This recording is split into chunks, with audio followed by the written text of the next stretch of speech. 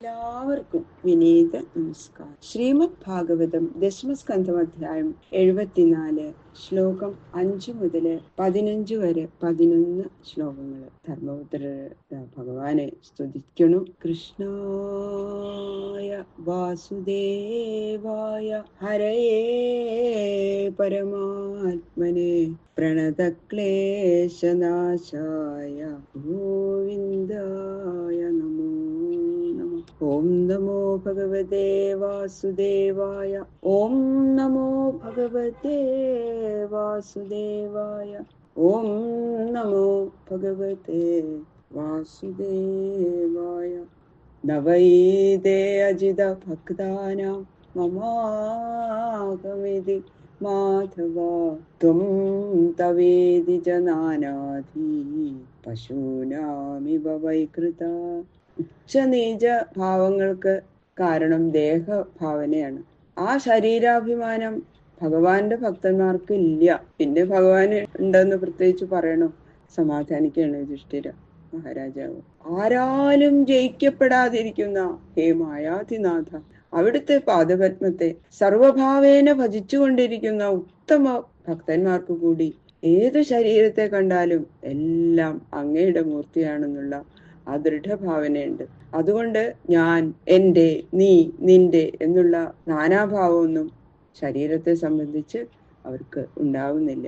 വിശേഷ ബുദ്ധിയില്ലാത്ത പശുവാദികൾക്കുണ്ടാകുന്ന ഈ ഭേദബുദ്ധി, മൃഗങ്ങൾക്കുണ്ടാകുന്ന ഈ ഭേദബുദ്ധി കേവലം ആജ്ഞന്മാർക്ക് മാത്രമേ ഉണ്ടാവുള്ളൂ. നിന്തിരുവടിയുടെ ആശ്രിതന്മാരായ ഭക്തന്മാർക്ക് കൂടി ഉണ്ടാകാത്ത ദേഹഭാവന പിന്നെ നിന്തിരുവടിക്കില്ല എന്ന് പ്രത്യേകിച്ച് പറയേണ്ട ആവശ്യമില്ലല്ലോ. അതുകൊണ്ട് ലോകാനുഗ്രഹത്തിനായി അവിടുന്ന് പ്രവർത്തിക്കുന്നതല്ലാതെ മറ്റാർക്കും വേണ്ടി ഒന്നും പ്രവർത്തിക്കുന്നതുമില്ല. അതായത് ആ പ്രവൃത്തിയില് ഉച്ചനീച ഭാവന ഒന്നുമില്ല എന്ന് അതിന്റെ അർത്ഥം. ശ്രീ ശുക ഉവാച ഇത്യുക്ത്വാ യജ്ഞിയേ കാലേ വൗമ്രേയുക്താൻ സഋത്വിജ കൃഷ്ണാനുമോദിത പാർത്ഥോ ബ്രാഹ്മണാൻ ബ്രഹ്മവാദിന. ഇങ്ങനെ ശ്രീ ശുകബ്രഹ്മർഷി പറയാണ്. ഇങ്ങനെ പറഞ്ഞ ശേഷം രാജസൂയം കഴിക്കാൻ ഉചിതമായ ആ വസന്തകാലത്തില് ശ്രീകൃഷ്ണന്റെ അനുമോദത്തോടുകൂടി യുധിഷ്ഠിര മഹാരാജാവ് യാഗകർമ്മം നടത്താൻ വേണ്ടുന്ന വേദജ്ഞന്മാരും യോഗ്യന്മാരുമായ ബ്രാഹ്മണരെ കർമ്മികളായിട്ട് സ്വീകരിച്ചു. ആരൊക്കെയാണ് കർമ്മികളായിട്ട് വന്നത്? യുധിഷ്ഠിര മഹാരാജാവ് ആ കർമ്മികളായിട്ടുള്ള ബ്രാഹ്മണരുടെ പേര് പറയണു. ദ്വൈപായനോ ഭരദ്വാജ സുമന്തുർഗൗതമോസിത വസിഷ്ഠശ്ചവന കണ്ണോ മൈത്രേയ കവശസ്ത്രിത വിശ്വാമിത്രോ വാമദേവ സുമതിർജൈമിനി ക്രതു പൈലപരാശരോ ഗർഗോ വൈശംപായനയേവ ച അഥർവാ കശ്യപോ ധൗമ്യോ രാമോ ഭാർഗവ ആസുരി വീതിഹോത്രോ മധുച്ഛന്ദ വീരസേനോ ഘൃതവ്രണ ഉപഭൂതാസ്തഥാ ജാന്യേ ദ്രോണ ഭീഷ്മ കൃപാദയ ധൃതരാഷ്ട്ര സഹസുതോ വിദുരശ്ച മഹാമതി. യുധിഷ്ഠിരൻ കർമ്മികളായി വരിച്ച ആ ബ്രാഹ്മണരുടെ പേര് പറയണു.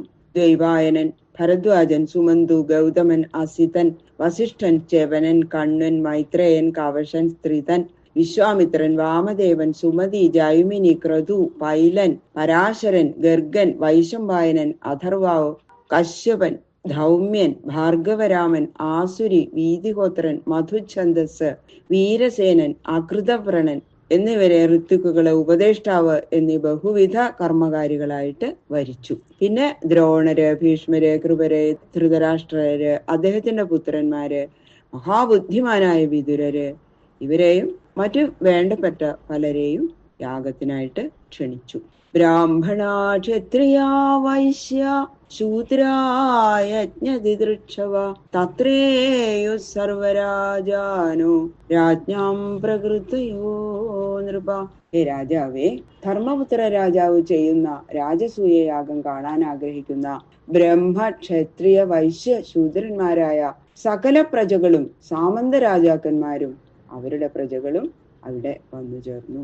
തതസ്തേ ദേവയജനം ബ്രാഹ്മണാ സ്വർണലാംഗലൈ ദൃഷ്ട്വാ തത്ര യഥാംനായം ദീക്ഷയാഞ്ചക്രിരേ നൃപം. പിന്നീടതാ യാഗഭൂമി സ്വർണം കൊണ്ടുണ്ടാക്കിയ കലപ്പ കൊണ്ട് ബ്രാഹ്മണര് ഉഴുതു രാജാവായ ധർമ്മപുത്രരെ വിധിപ്രകാരം ദീക്ഷിപ്പിച്ചു. ഹൈമാകിലോപകരണ വരുണസ്യ യഥാ പുരാ ഇന്ദ്രാദയോ ലോകപാല വിരിഞ്ച ഭവ സംയുതാഃ സഗണാ സിദ്ധഗന്ധർവാ വിദ്യാധരമഹോരഗാ മുനയോ യക്ഷരക്ഷാംസി ഖഗകിന്നരചാരണാഃ രാജാനശ്ച സമാഹൂതാ രാജപത്ന്യശ്ച സർവശ രാജസൂയം സമേയുസ്തേ രാജ്ഞഃ പാണ്ഡുസുതസ്യ വൈ മേനിരേ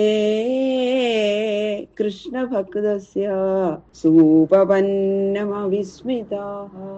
പണ്ട് വരുണന്റെ രാജസൂയത്തിന് ഉപയോഗിച്ച പാത്രങ്ങളെല്ലാം സ്വർണം കൊണ്ടുണ്ടാക്കിയതായിരുന്നു.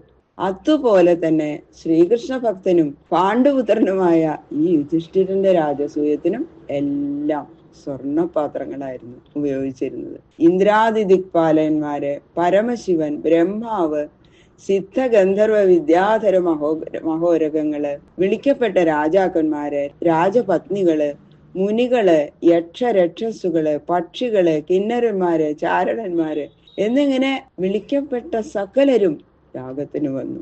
ശ്രീകൃഷ്ണ ഭക്തന്മാർക്ക് സാധിക്കാൻ പാടില്ലാത്തത് ഒന്നുമില്ല എന്ന് നന്നായി ധരിച്ചിരിക്കുന്ന രാജാക്കന്മാരും മറ്റും യാഗത്തിന് വേണ്ടുന്ന ഒരുക്കങ്ങളെല്ലാം വളരെ ആഘോഷമായി എന്ന് വിചാരിച്ചതല്ലാതെ ആശ്ചര്യപ്പെട്ടില്ല. എന്താ കാരണം അവർ ആശ്ചര്യപ്പെടാതിരിക്കാൻ? ഭഗവാനല്ലേ അവരുടെ കൂടെ ഉള്ളത്. ഭഗവത് കൃപയുള്ളവർക്ക് എന്ത് തന്നെയാ സാധിക്കാത്തത്? അതുകൊണ്ടാണ്. ഇതൊന്നും ഒരു അത്ഭുതമല്ല. ആ ശ്രീകൃഷ്ണ ഭഗവാൻ തന്നെ മുൻകൈ എടുത്തൊക്കെ നടത്തുന്നു. അപ്പൊ അതുകൊണ്ട് അവർക്കൊന്നും ഒരു അത്ഭുതം ഉണ്ടായില്ല. അതാണ് അതിന്റെ അർത്ഥം. ബാക്കിയുള്ള ശ്ലോകങ്ങള് നാളെ നോക്കാം. സർവത്ര ഗോവിന്ദ നാമ സങ്കീർത്തനം. ഗോവിന്ദ ഗോവിന്ദ.